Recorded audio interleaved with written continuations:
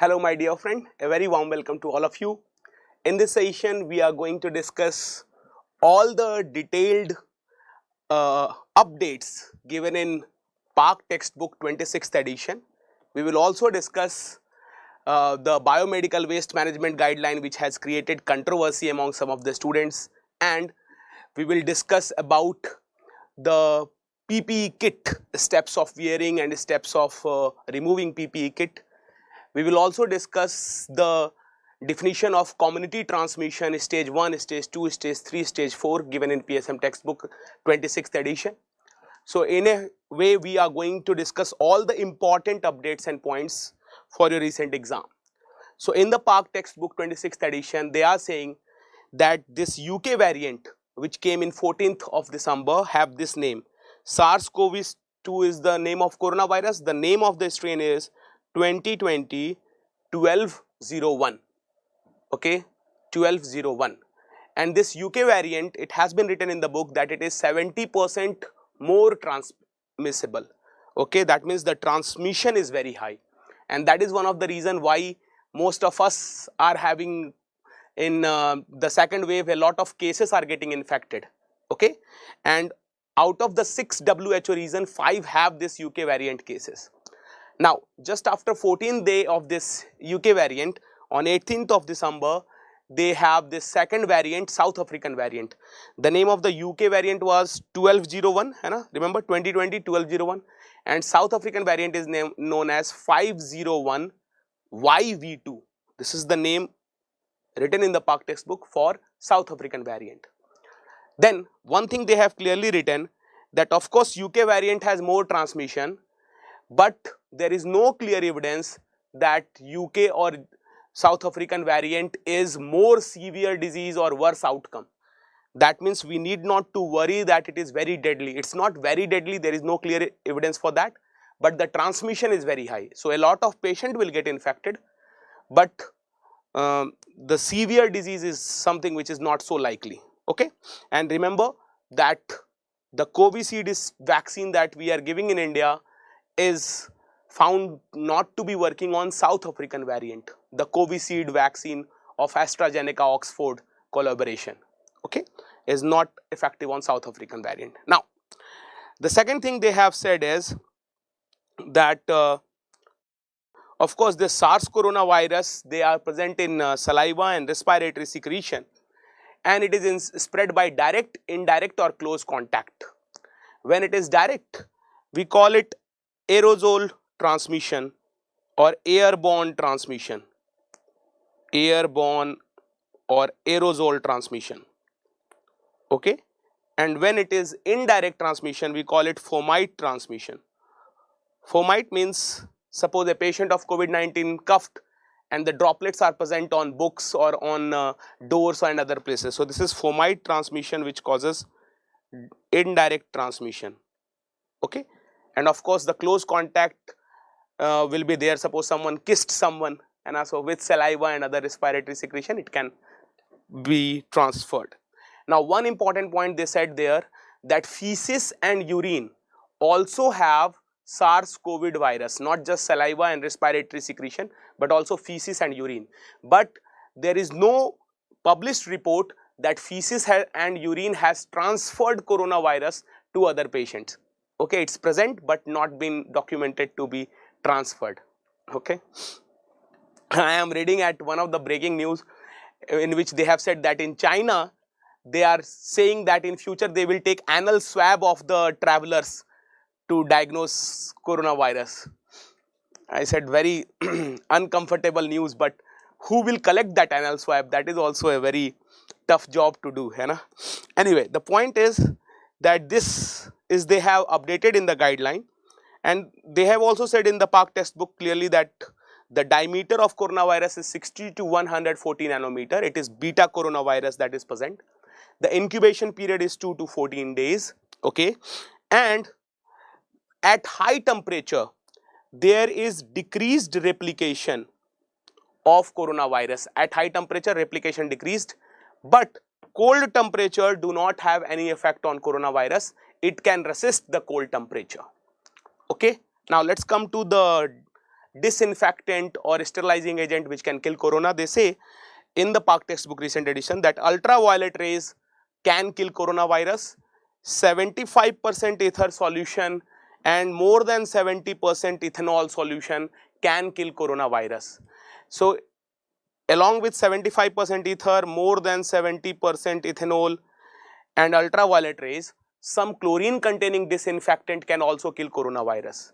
What are those? One is peroxyacetic acid, second is chloroform. Okay, these two can kill coronavirus but not chlorhexidine. Remember, chlorhexidine is the one which we use in our mouthwash. So chlorhexidine do not kill coronavirus, but chloroform, peroxyacetic acid, 75% ether and 70% more than 70% ethanol can kill coronavirus, and it is also sensitive to ultraviolet rays. Now, these are the things which we are using, but remember that sodium hypochlorite solution is the one which we are using to kill coronavirus. In some of the mall or some of the hospital, when you enter, they give you a fog, and they give you a welcome spray. That is being made by 0.5% sodium hypochlorite. This is for the spray that we are using, spraying, fogging. Okay.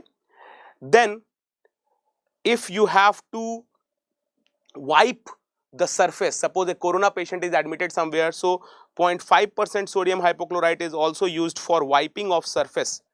And if a patient is living in a room and after the patient is treated, now you want to clean the room, so you will use 0.5% sodium hypochlorite for that cleaning work, for wiping work. Second thing is that if there is any blood spill or any blood spill on the ground or any blood sputum spill from the patient also, then we will use 1% sodium hypochlorite for blood spill. Or suppose the patient is not in a hospital but he is in an quarantine center, he is at the patient is at his or her home. So in that case, the biomedical waste is collected by a special vehicle, and that biomedical waste vehicle is also sterilized by 1% sodium hypochlorite. So remember, we use sodium hypochlorite also in corona cases, 0.5% for fogging and wiping and 1% for blood spill. So these are the disinfectant which for which the coronavirus is sensitive, can be killed by these. Okay. Now there are two dates which is written in the Park textbook. One date is the declaration of pandemic, that was on 11th of March. Of course, we all know that pandemic started from Wuhan. Wuhan was the city and the province was Hubei. Province was Hubei. Like in India we have state, so in China we have province. Province was Hubei. And it has not been written that what is the source of how it originated and all. It's not been written in the Park textbook latest edition, but they say that the origin is from fruit bat, that is sure. Okay. Now after that it may originate in a lab or it may go through pangolin to human, but not clearly written there. Now in India we have a countrywide lockdown on 25th of March 2020.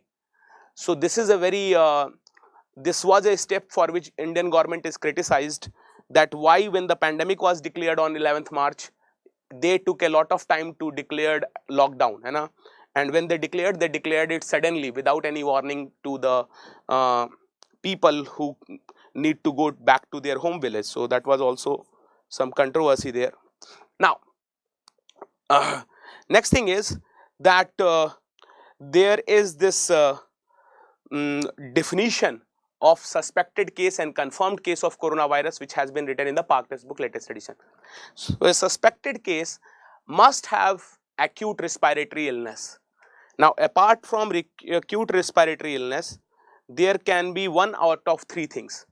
One thing can be he can be a close contact, he can have a travel history in last 14 days to a area which is having coronavirus infection, travel history in last 14 days.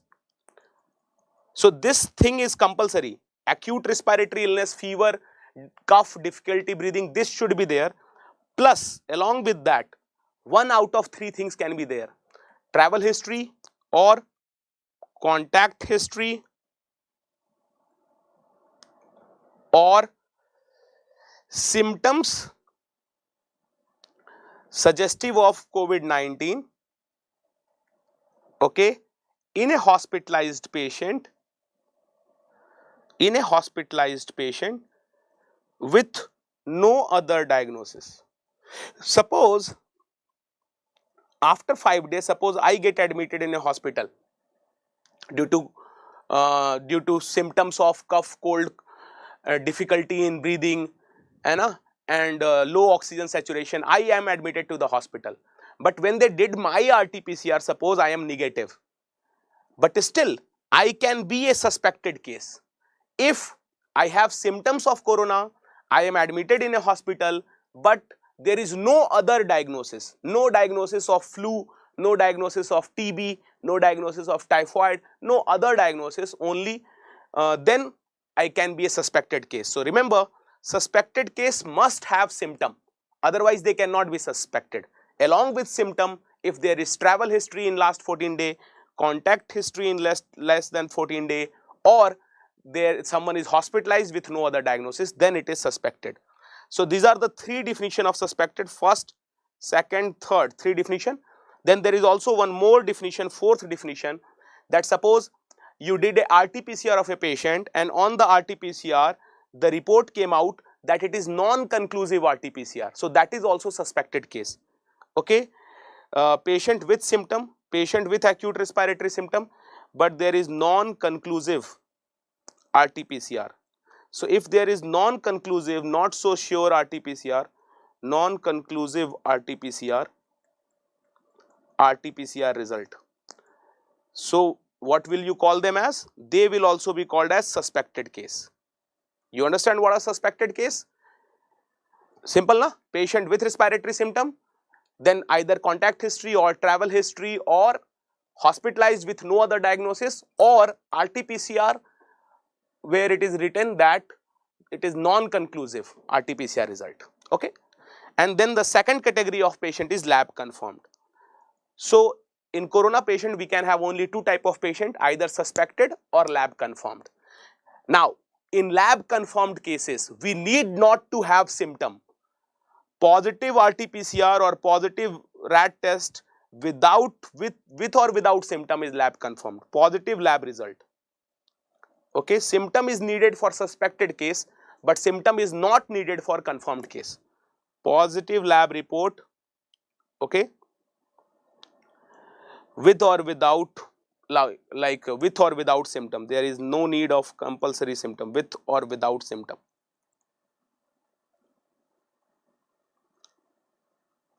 Okay, now next thing they have done in the PARCC textbook latest edition is they defined the contact. So a contact of corona case can be of three type of people. One who are giving the treatment or giving the care to corona patient, but they don't wear PPE kit, so they can be called as contact. Caregiver who do not wear PPE kit. Second, those who live in the same close environment. Same close environment means, suppose there is a classroom, there is a anywhere people are living together, not necessarily a home. A classroom can be close environment, okay, a bus, a train can be a close environment, like that. Okay, then third definition of contact are those who are traveling together in 1 meter distance. So they have used the word 1 meter distance, okay, within 1 meter distance, and they are traveling with a symptomatic person who after some time tested positive. So there also there is a history of contact. Suppose I am traveling in a bus and the person sitting next to me is coughing and all, and after some time when I stopped at a place, he got tested and he came positive. So then I have a history of contact, of course. So contact history, three things: caregiver, same close space, or traveling together in less than 1 meter. Now this contact has been further divided by the PARCC textbook into high risk contact and low risk contact. So what are the definition of high risk and low risk contact? Very simple to remember. If I came into touch with a patient, body fluid of COVID patient, or suppose I am in direct physical contact of COVID patient. How can I be physical contact? Of course, by doing sex, by kiss and all those things, but not likely to be done. The main thing is that when I am suppose examining the patient without PPE kit, so here also I am in direct contact. So direct physical contact without PPE kit is again high risk. Then all those patients who touch or clean the linen of the patients, that means bed sheet, pillow cover and all, the foods, suppose someone has cleaned the food or someone has touched the plates and someone has touched or cleaned the cloth. So cloth, linen and plates, dishes of patient if being touched or cleaned by someone, that is also high risk contact. The fourth criteria is those who are living in the same house with patient, they are definitely high risk contact. Okay, if in your house someone is suffering from corona and you are living in the same house, you are at high risk. Then anyone in close proximity within 3 feet with confirmed case. And now someone who is living within 3 feet with the confirmed case, that is also high risk contact. And those passenger who is within less than or equal to 3 feet space to a symptomatic patient and they remain in this space for more than 6 hours. Okay, so suppose I am traveling with a person and I am close to that person for more than 6 hours. If I am traveling with that person for more than 6 hours, I am a high risk at contact. If the traveling time is less than 6 hours or if the distance between us is more than 3 feet, then I will be low risk contact. Okay. So what are the 6 criteria for high risk? Try to remember it right now. First criteria is if someone is in direct physical contact with patient. Second is if someone is touching the body fluid, sputum or urine of the patient. Third is if someone is cleaning or touching the cloth, utensil and food, dishes or linen of the patient. Fourth are those who are living in close proximity, okay, less than 3 feet with the confirmed case. Fifth are those who are living in the same house. Sixth are those who are traveling together in less than 3 feet space for more than 6 hours. So these are the 6 definition of high risk contact. Now what is low risk contact? Very simple. Those who are not high risk contact but they are sharing the same close environment or they are traveling together, they are low risk contact. And suppose I went to a classroom where one guy is positive but we are not sitting close to each other, then it is a low risk contact. And similarly, if I am traveling in a bus where there is one patient sitting in the front row and I am sitting on the 4th or 5th row back to it very far away, then I am low risk contact. So low risk contact are only 2 definition. One, who have the same environment but not high exposure, and second, who are traveling together but not within high exposure. So contact have 3 definition: direct physical contact by the caregiver, close space or traveling together. These 3 are the definition of contact. Now in this 3 definition, if someone is in a close space but very far apart, in a common traveling but very far apart, then they are low risk contact, okay, because they have not high risk exposure, so they are low risk contact. Okay. Now next thing is that they have given some detail how we collect the oropharyngeal swab and how we collect the nasopharyngeal swab. So when we collect the oropharyngeal swab, we touch the tonsillar pillar, both tonsillar pillar, and we go to posterior oropharynx and we ask the patient to tilt at an angle of 70 degree. Okay. And they have clearly written that we do not use wooden or calcium alginate swab. We only use synthetic fiber swab with plastic shaft. No wooden swab, no calcium alginate shaft. No wooden or calcium alginate shaft. Calcium alginate,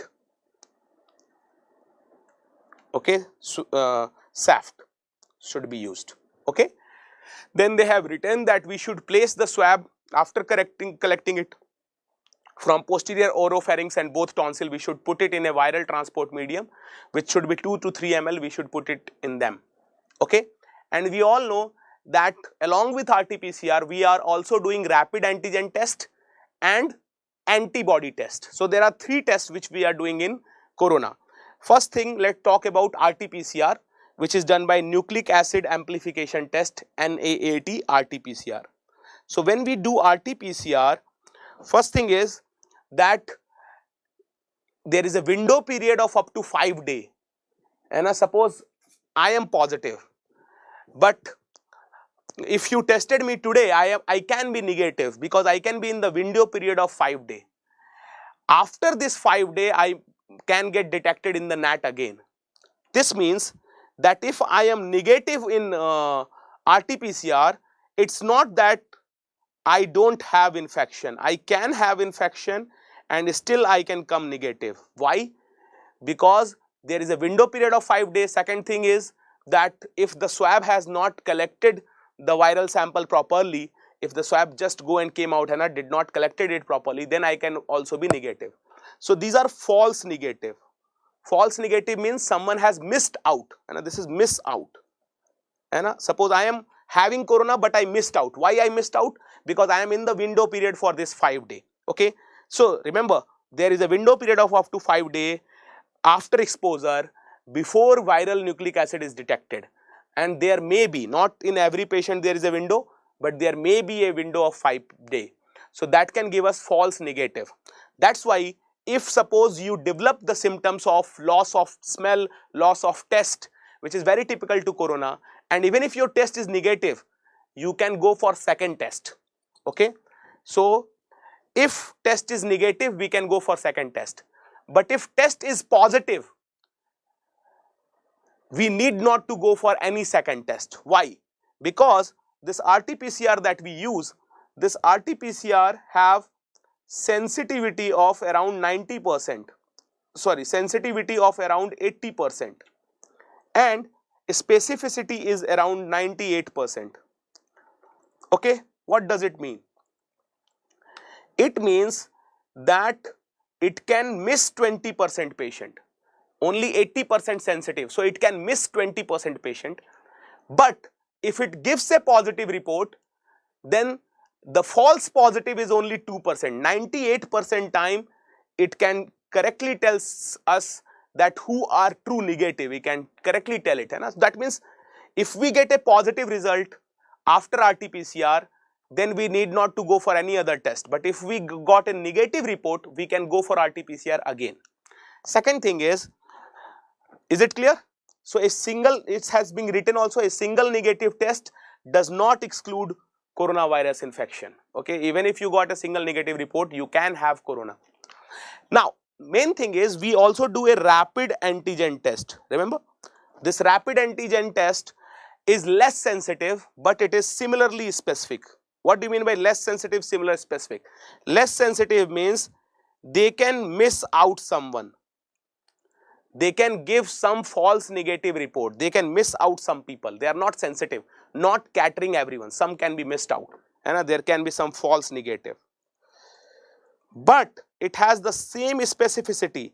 Same specificity means if you got a positive report in RT-PCR, in rapid antigen test, it does, now you need not to go for RT-PCR. And it's not that someone who is positive in rapid antigen test will come negative on RT-PCR. It's not, because it is highly specific. So if it gives a positive report, no need for RT-PCR, no need for RT-PCR.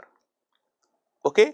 But if rapid antigen test, suppose it gives you a negative report, then you can go for RT-PCR. RT-PCR can be done. Did you understand it or not?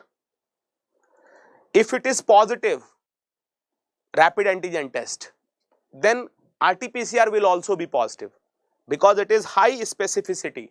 It do not give wrong positive reports. Okay, if it gives positive, then RT-PCR will also be positive. We do not need to go for RT-PCR there. But if it is negative, then you can be in the clinical window period of 5 days, or they can miss out. So we can go RT-PCR on negative rapid antigen test. Okay. The third test is the serological test or the antibody test. This is the second test, rapid antigen test, which is again done by collecting nasopharyngeal swab. Okay, rapid antigen test by nasopharyngeal swab. Okay, nasopharyngeal swab. Then the third one is the serological test, the antibody test. What is the purpose of serological test? I say that some people can be in the window period, or we can miss out some people by RT-PCR. So serological test help us to find out past infection in asymptomatic patient, help in detecting past infection in asymptomatic patient. Those patients who are not showing any symptom, in them we can know whether they were infected in the past or not by doing serological test in which we detect antibody. So if we combine serological test with NAT after 3-4 weeks of infection, then it can detect all of the people. Those who are having antigen, they will be detected by NAT, and those who do not have antigen right now but had infection in the past, they will have antibody.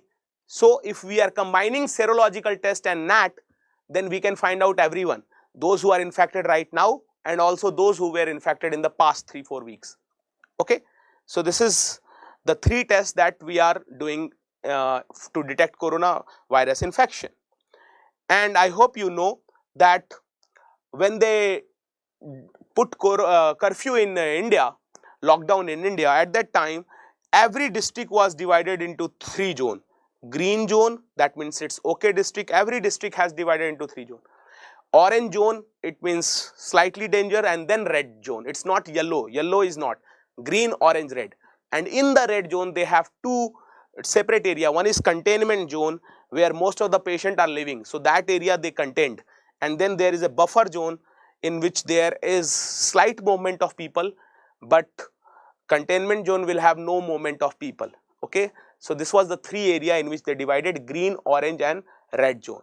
Now next thing that they have given in the PARC textbook latest edition is about the cases, how the cases are occurring, and what is that. So that is, first definition was sporadic cases. Sporadic cases means some rare cases which is due to lab acquired infections. Okay, rare uncertain cases in uh, in in animal market, or lab confirmed cases, or lab technician dealing with, and a lab expert or lab technician or scientist who are dealing with uh, SARS coronavirus. So they, if they are acquiring infection, that is totally sporadic. Sporadic means there is no fixed pattern who can develop it. So the first cases are sporadic cases. Okay, then the second cases were community cases, cluster cases, sorry, community is after cluster. So the second is cluster cases. Cluster cases means cases are occurring in people who are having same area of origin, who are living in same village, let's say, or same market area, hai na? They are living together, they are cluster. Cluster means disease in people with same living area. So the area in which they are living, that should be same, then we will call it cluster of cases. For example, initially when the cases occurred, it occurred in people who are living in animal market. So if there is case in one case, one person in animal market get affected, that is sporadic. But suppose 5 people in an animal market are affected, that is cluster. So one case sporadic, unfixed, hai na? But there is cluster of cases, disease in people with same living area. Okay, that will be cluster of cases.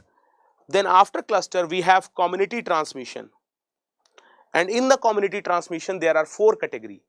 So try to remember it right now, very simple to remember, very easy. Community transmission. So this community transmission is stage 1. Stage 1 is known as mild transmission. mild risk of transmission. Okay. So when we call it mild risk of transmission, risk of transmission means infection is focused on one subgroup of population. What does it mean? What does it mean? Let me clarify it. Infection focused in specific subgroup of population, a specific subgroup of people, a specific subgroup of population. Suppose in the beginning we were seeing that the infection occurred only in doctors who were dealing with patients of this infection in the China, na? Let's say mainly in the doctors or mainly in the foreign travelers. So that is a specific subgroup of population which we are getting affected, travelers and doctors in the beginning, and the caregiver and all. So this is community transmission stage 1. Remember, there is mild risk of transmission. Okay, that is community transmission stage 1, and it is focused, or you can say infection is highly focused, completely focused in one group. It is not found in other group, only in one group. Then the second is community transmission stage 2.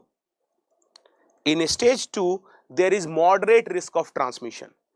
So mild, then we become moderate risk of transmission.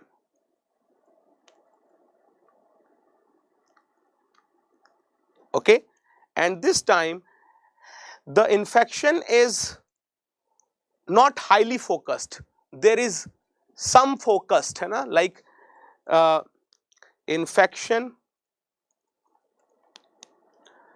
is less focused in subgroup of population. Okay, that means when there was mild risk of transmission, the infection was present only, let's say, in doctors or foreigners. When there is moderate risk of transmission, it can go from doctors to the family member of doctors, and from foreign traveler to the family member of foreign traveler. And that is community transmission stage 2, which has moderate transmission. Then the fifth is community transmission stage 3. Stage 3 means high risk of transmission. So when there is high risk of transmission, then at that time there is no subgroup. Infection is not focused in subgroup. Now it can go to other people also. Okay, infection not focused in subgroup, not focused in subgroup. Okay, so it is not only occurring in family members, in doctors and family members of foreign traveler, it is occurring in normal people also. It is high risk.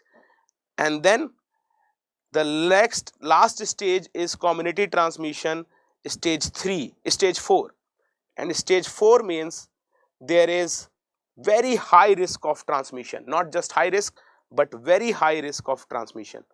So very high risk of transmission is present, and of course it is not present in any subgroup, it is present in almost every people. It can go to every people, so it is very high risk of transmission. Okay, that is clinical community transmission stage 4, when it is present in anyone, very high risk of transmission.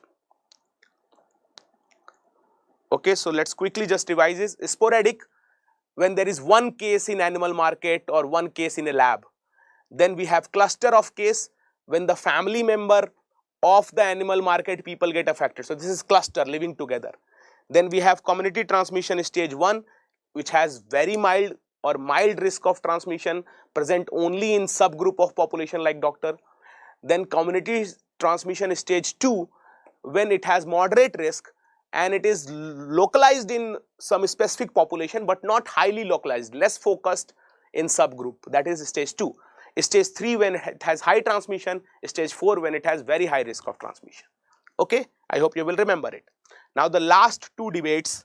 First debate is how we dispose the PPE kit, because the guideline for disposal of biomedical waste is given by Central Pollution Control Board. CPCB has given the guideline.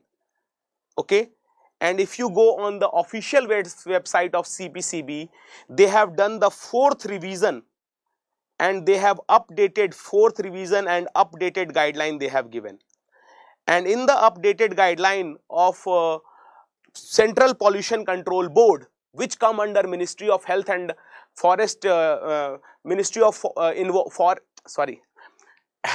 CPCB is Central Pollution Control Board, which comes under Ministry of Forest and Environment. So they have given the guideline for 2 different situations. First is the situation in your hospital. In the hospital, there will be some isolation ward or there will be some COVID ward directly. So if you are in a hospital, they have clearly written that collect all the PPE, face shield, splash proof apron, plastic cover, hazelnut suit, nitrile gloves into red bag. So PPE kit mostly made up of plastic, that's why we throw plastic PPE kit, goggles, face shield, apron, all of these things and gloves in red bag. Then they say clearly that if there is any mask, okay, head cover and shoe cover, because head and shoe cover are made up of material which is like this, so they can be thrown in yellow category, they are thrown in yellow category. So shoe cover, okay, cap, head cover, okay, any linen gown, any non-plastic material goes in yellow category. Then all the used mask, tissue, toiletry of COVID-19 patient, they should also go in yellow bag, okay. But if there is any solid waste, like suppose patient food leftover and these all things, they have to be collected in black bag. So all the biomedical waste will go in yellow or red. Otherwise the same classification is same, okay, that if there is any household waste generated, it will go in black category, because black is for garbage collection. So remember, in case of isolation ward, in case of hospital, there is no debate, PPE kit will go to red, mask, head and shoe cover will go to yellow, and of course if there is any soiled cotton or anything like that, it will also go in yellow. But why the confusion is there? Because they have, some of the students, they read the quarantine center biomedical waste guideline and they think it is for hospital. No, in quarantine center there is no red polythene that we are using yellow and black. So yellow is for all the biomedical waste in quarantine center, because quarantine center is at home care facilities, quarantine center. So there, if we have PPE kit, it will go in yellow, because in quarantine center we have only yellow and black. Black for all the garbage, for all the food leftover, plastic and all, and yellow for all the biomedical waste. So see, they have written also that quarantine center they will be collected and they will be disposed there. Quarantine center they should be collected and dedicated dustbin, and general waste should not go in yellow category, okay. So see, they have syringes also, gloves also in the yellow category as biomedical waste, because biomedical waste, if any is generated, it should be collected in yellow bag. There is no red bag. So we are collecting every biomedical waste including gloves into yellow bag this time, only in quarantine center. So in your exam, if they written the word quarantine center, only then write PPE kit and gloves in yellow. Otherwise, if they have not used the word quarantine, which they will not use, I am very sure that in exam they will not use the word quarantine center, either they will use the word hospital or isolation ward. So hospital and isolation ward, the same classification, no confusion. All the mask, all the shoe cover, head cover made up of this material, they will go in yellow. PPE kit, gloves, vacuum-tainers, the one which we used to collect sample, empty vacuum-tainers, they will go in red. So PPE kit, gloves in red, mask, shoe cover, head cover in yellow, okay. And the remaining biomedical waste 4 category classification will be the same. Okay, so I hope you remember that classification already. So in isolation and hospital, PPE kit in red, but in quarantine center, PPE kit goes in yellow. Okay, only in quarantine. Now, the next debates sometime is about the steps to wear PPE kit and the steps to take it out, which is, I just want to revise quickly. It's very simple to remember. How to remember the steps to wear and to take it out? See, the first thing is gloves are there in the beginning and gloves are there in the end. So gloves will be here, gloves will be here, last and end. In between, you will write GSMF, forward, GSMF. How to remember it? G stand for gown. Okay, these two are gloves, है ना? First and last are gloves. In between we have 4 things. The G for gown. Now, the shoe cover which we have is something which we wear above the gown. So only after wearing gown we can wear the shoe cover. So gown, then shoe cover. Now, face shield, we know it comes above the mask. So only after mask we can have face shield. So how to remember this? For very simple. Gloves first and last. First we will wear the gown, then we will wear the shoe cover, then we will wear the mask, and then the face shield in the last. Because if we wear the face shield first, we cannot wear the mask. So how to remember? Gown, shoe cover, mask, face shield. GSMF.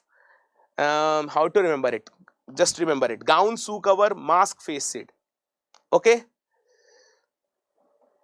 Okay. Gown, shoe cover, mask, face shield.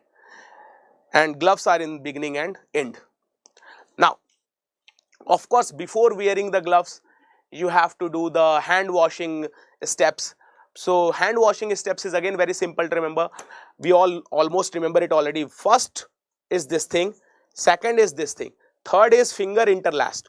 In the fourth step, we take out the thumb. Okay, then in the fifth step, we put the nail over here. So thumb is 4, then nail is 5th. That is what we confuse. Okay, so let's see it quickly. This is also written here. Palm to palm, palm to dorsum, palm with finger interlaced. Thumb is the 4 and 5th is the nail. Okay. Now let's go to the last thing. What is the correct sequence for removing kit? Wearing is GMSF. GSMF. It's not good to remember the mnemonic. Better to remember it through the concept. That only after gown we will wear the shoe cover, and only after mask we can have the face shield, like that. Okay, gown, shoe cover, mask, face shield.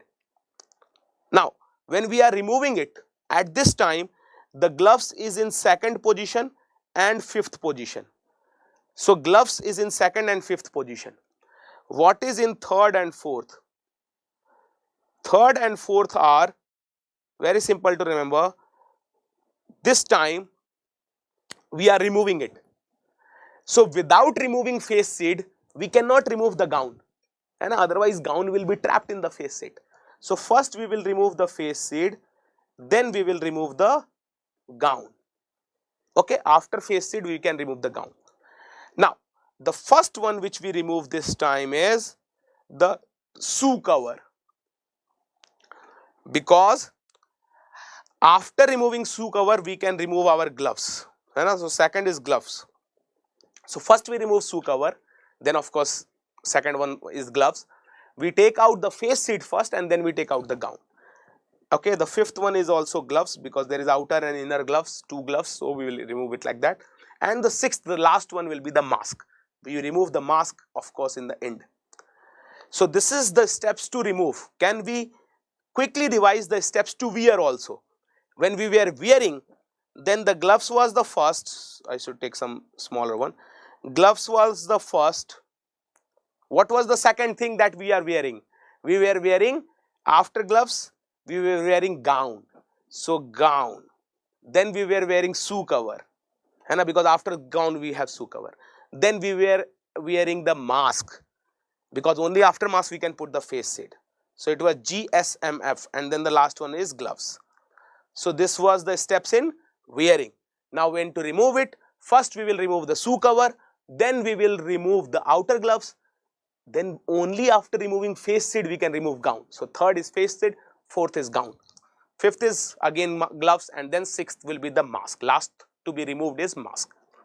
Okay, so these are the guidelines given in 26th edition of PARC, and these are the guidelines. This removing and wearing I am telling you from the AIIMS New Delhi guidelines, and the biomedical waste I am telling you from Central Pollution Control Board guideline. So do not have any doubt on this topic. Please trust on the sources over here, because some images can confuse you. Do not get confused. It's all updated guidelines which I am telling you. Trust on it for your exams also. Second thing is that there is also a detailed discussion on how to manage corona patient and how to discharge them, what are the new drug like tocilizumab or ivermectin or hydroxychloroquine, why we are using it, when we are using it. These all detailed patient management guideline, science of X-ray and CT scans, extra, have also been given in PARC textbook. Okay, so in my next session we will discuss all those clinical management guidelines and all the methods, all the new drugs, and which has been certified by Government of India and which we are using in other areas. Okay, we will talk about all of those things in our next session, and then in the third session I will give you all the updates which they have given in the PARC textbook. So do listen the other two videos also for all the updates which is in the recent PARC textbook. Thank you very much for listening. Hasta la vista. Das vidaniya.